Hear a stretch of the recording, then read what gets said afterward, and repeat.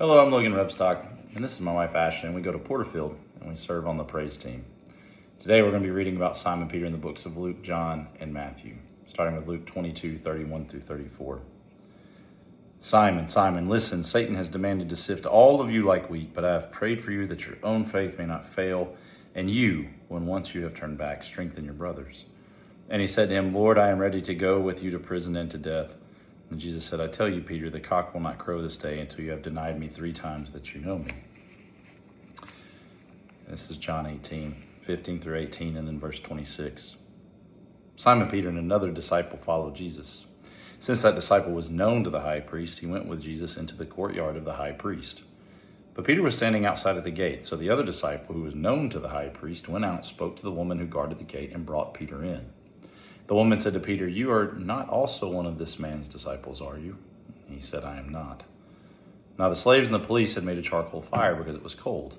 They were standing around it and warming themselves. Peter was also standing with them, warming himself. One of the slaves of the high priest, a relative of the man whose ear Peter had cut off, asked, Did I not see you in the garden with him? In Matthew 26:71. Then he went out to the gateway where another servant girl saw him and said to the people there, This fellow was with Jesus of Nazareth. He denied it again with an oath, I don't know the man. After a little while, those standing there went up to Peter and said, Surely you are one of them. Your accent gives you away. Then he began to call down curses, and he swore to them, I don't know the man. Immediately a rooster crowed. Then Peter remembered the word Jesus had spoken. Before the rooster crows, you will disown me 3 times. And he went outside and wept bitterly. Simon Peter was one of Jesus' closest disciples.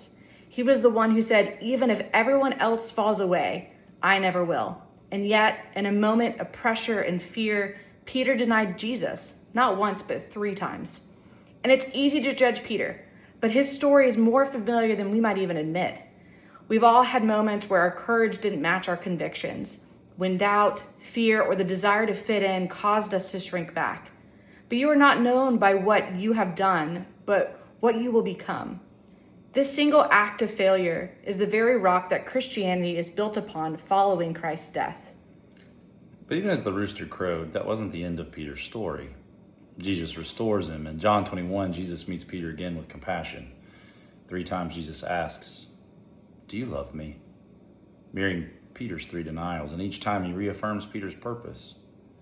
Hear this truth. Failure is not final when grace is present. Peter's story reminds us that our worst moments don't disqualify us from God's calling. In fact, they often become the very places where God does his deepest work, shaping humility, dependence, and authentic faith. So today, if you're carrying regret or feeling like you've fallen short, remember this: Jesus does not walk away from you. He meets you, restores you, and still calls you forward. So in the season of Lent, whether it's the cross of your own life or the hopeful resurrection you've already experienced, the same question remains for him that he asks all of us. Do you love me? And the rest is up to you.